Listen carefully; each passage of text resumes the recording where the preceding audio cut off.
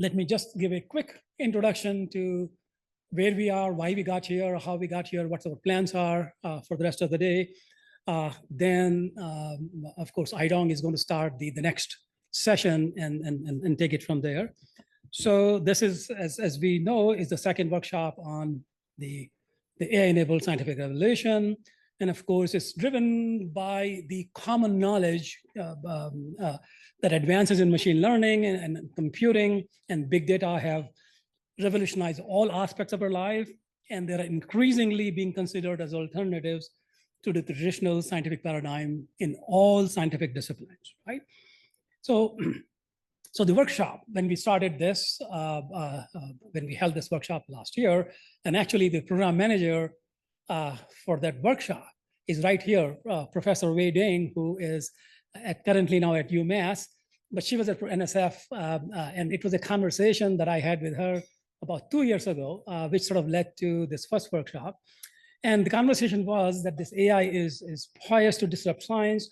Current AI methods are, although being used very extensively for many science applications, but they're not suited for it.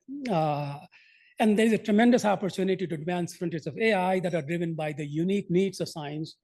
And that sort of was a bigger context. So we held this workshop last year. The motivation was to develop a vision and strategy for catalyzing the next generation AI-enabled science. And what you see is the report, a picture of the report from the left side. You can see all the attendees of the workshop who sort of contributed to the report on the left frame. And then basically this workshop basically organized the barriers in existing AI, the advances in AI that need to be made to address those barriers, and recommendations that that to achieve those things. And if you look at the ACED program that Dr. Christian mentioned, if you look at the very first recommendation, it's one of the key solicitation specific criteria for that recommendation. That is, the development in computing and AI needs to be applicable across multiple disciplines. And again, that remains a major focus for this workshop. Now, the question is, why this second workshop? Okay.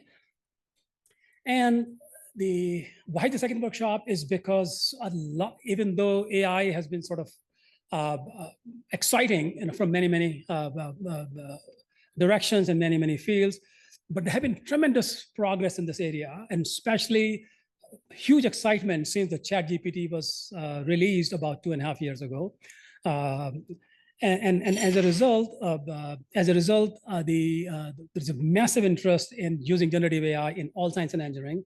So basically, one of the major goals of this workshop is to be able to revisit our recommendations of the first workshop in light of the recent developments, especially in generative AI, and understand the power of these new advances, their limitations, and how do you strengthen them. So that's the entire agenda for this meeting. And before we get onto the agenda, I just want to sort of give you sort of a historical journey to it, because AI, a lot of people think that whatever happened in AI in the last couple of years is all you need. ChatGPT will solve all the problem. But the AI revolution has been happening for about 7 decades, okay? And I grouped these advances into 3 different groups: the 60s to 80s, about 3 decades, 90s to 2010, about 2 decades, and really in the last 12 years, which is the most recent time. And many of you who sort of have, who have visibility into the older times of AI, and this field of AI has been called by different names and different regions, and different topics sort of have come up in prominence. So in the older decades, if you would sort of remember, the problem-solving search, planning, decision-making, were the key. Declarative versus procedural used to be the great debates. If any of you sort of attended any panels in AI conferences in the 80s, there'll be some heated debates whether is the declarative way the right way or procedural way is the right way. Expert systems became just as hot as the ChatGPT is here today. People were buying, companies and professors were buying symbolic AI machines, which costed $100,000 back in 1985, which is like $500,000 worth of money today, right? And remember, a faculty member saying, if I want to do AI research, I have to buy this $250,000 machine. I think our VP of research will say, hey, look, that's too much. We'll just buy a few of them centrally, right? So that was the excitement. So, and again, many of those advances were driven by science. You see, the expert systems craze was driven by work on computational chemistry, going from mass spec data to figuring out what it has. Mycin, some of you may remember, driven by medicine. So there was a driving force from science, but the primary objective in those 3 decades was being able to build intelligent computers. It's more like, can you mimic human intelligence? That was the primary force, but science was driving AI research even back then. Then you look at the middle 2 decades, 90s to 2010, that's where the big data analytics came into big force, and actually some of the leaders in the field are right here. So that is really exciting to see the generations after generations sort of being here. And basically the focus was on decision trees, rule-based systems, ensemble methods, support vector machines, Bayesian networks, primarily, but all of these advances were largely driven by commercial applications. The e-commerce applications, you see the recommender system paradigm. Again, for our VP of research, recommender system paradigm really originated here at the University of Minnesota, which transformed the e-commerce industry. Web search was driving it. But then there were many scientific applications that also drove this revolution, like the telescopes scanning the sky, Sloan Sky Survey, or the satellites sort of monitoring the Earth, and of course, the high throughput experiment from biology. And even back in 2008, 2009, you see the covers of Nature and Science, big data. This was like, it's going to solve our scientific problem. This is from 17 years ago, 2008 and 2009 covers from Nature and Science. And so there was a lot of excitement then. So this led to the last 12 years, and this is actually pretty mind-boggling. I just want to sort of give you a sense of that. 2012, White House announced the Big Data Initiative. If you look at the announcement, it was all about big data analytics. There was no mention of artificial intelligence. There was some mention of machine learning, but it was about big data analytics, right? Which preceded, which sort of followed a report by McKinsey just about a year or so before, that the fact that this data analytics could really add trillions of dollars to the economy by making it more efficient. So there was a big excitement. So these 2 decades went into, there's a lot of excitement in working with big data. Then let's see what happens after that, just a few of these, and see the mind-boggling speed at which these developments happen. 2012, Big Data Initiative, 2012 is also the time, which was a sort of a small event, but a big event within the machine learning community. AlexNet wins the ImageNet challenge. Okay? It made big wave in a small group, but still a lot of people didn't know about it. And I say that because 2012 White House Big Data Initiative was followed by the first workshop on the topic at the White House Conference Center, organized by Obama's CTO, Todd Park. Okay? It was a very small number of people invited to it. I happened to be one of them. And there was absolutely no mention of AI or machine learning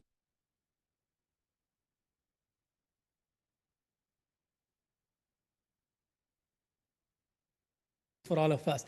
But leaders in the field did not know anything about deep learning, or at least it did not register anywhere. Okay? Google Translate 2016 sees Quantum Leap. 2016, AlphaGo beats Human Go champion. 2018 is when the scientific community got shaken up. The protein folding, AlphaFold, that actually got people on their feet and say, hey, there's something here. These guys are not just stalkers. They can do something. Because if you play games, you beat somebody at games, that's fine. You know, this is a game. But this was a problem. That was a big one. And alpha protein folding was a problem even back in the 80s and 90s. I remember walking in. I was at the University of Texas. I moved to Minnesota in '89. The first person I ran into was a pharmacologist, George Wilcox, who said, hey, Vipin, I'm working on the protein folding problem, and I need you to figure out how to run these neural networks on supercomputers, right? So that was a problem. But 20 years later, the problem got solved, or 30 years later, the problem got solved. 2019, the Computing Community Consortium, along with AAAI, the AI Association, came together for building a 20-year roadmap. Okay? It was, and again, in between 2016 and 2019, every single major economy in the world had an AI strategy, right? So big initiatives, right? So you can sort of see the excitement building, you know, in the sense that everybody has sort of moved on to AI. In 2019 is also the time the KDD was held in Alaska, and I happened to be a conference co-chair. I landed at the airport to get taxi to the hotel, and the taxi driver said, "Oh, you're going to the AI meeting." So the KDD meeting had become the AI meeting at that time. So AI was, everybody was doing AI. But everything changed again in November of 2022 when ChatGPT was released. And this was a shock to everybody. Okay, it was a shock to everyone. Anybody who doesn't admit it, of course, was probably not paying attention somehow. Even though the LLM, the large language model technology, was known to people for the previous several years, we were hearing about it. Oh, people are trying to do this, but nobody believed that anything useful would happen. And now we come year and a half later, everybody is doing foundation models, right? So this is where we are.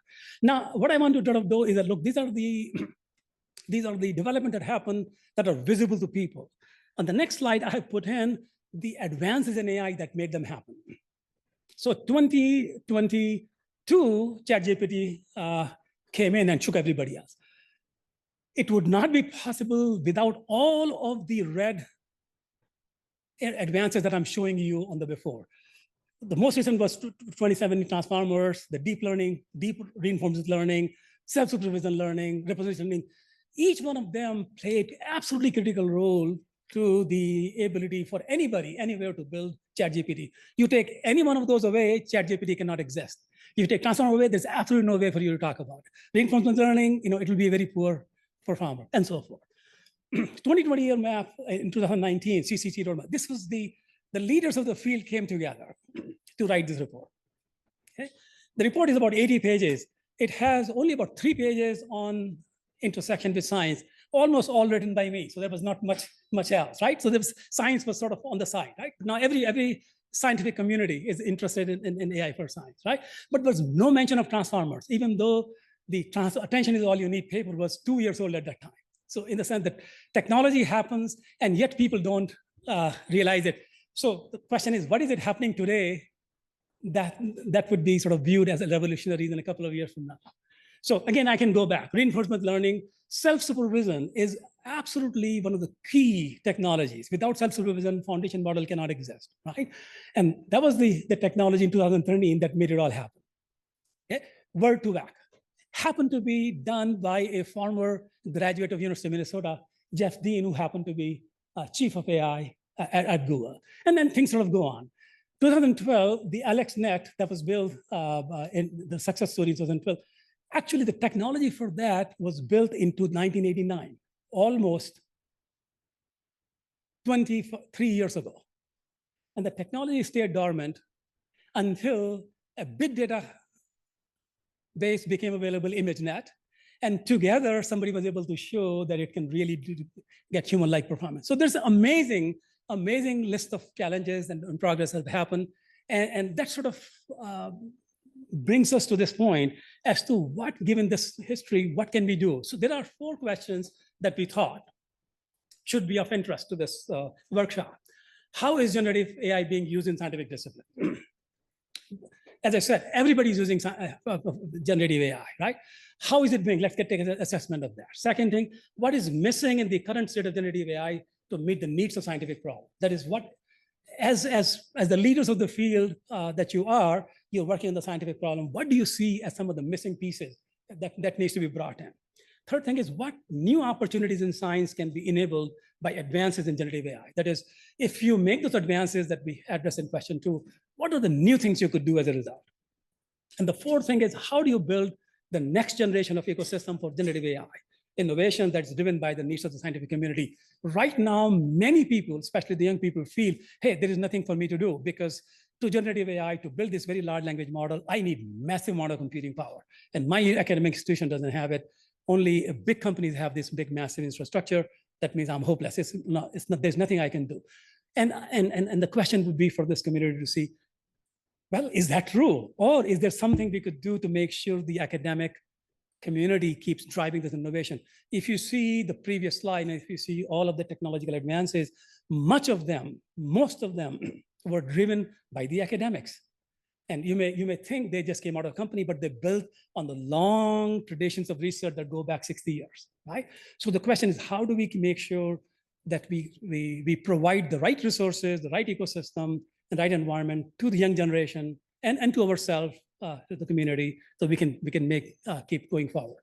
So we kept this workshop structure to be able to address these questions. So we have four sessions. Two of them are talks, very light, small lightning talks. Two of them are panel, and basically each one of them answers one of these questions. So the first one, the first talk session is going to be handling the how generative AI being used in scientific disciplines. The second one is a panel session, which is what is missing in the current state of generative AI to meet the needs of scientific problem. The next one is a talk, lightning talk section. And then the last one again is a panel. And we have scribes taking notes. We have assigned scribes to each of the session. All of you were very kind enough to supply your one-page position statement. There are only a couple of people who are still sending it, but I'm sure we'll get them soon. Those position papers were extremely useful for us to structure this workshop. And then we have this core team of this workshop.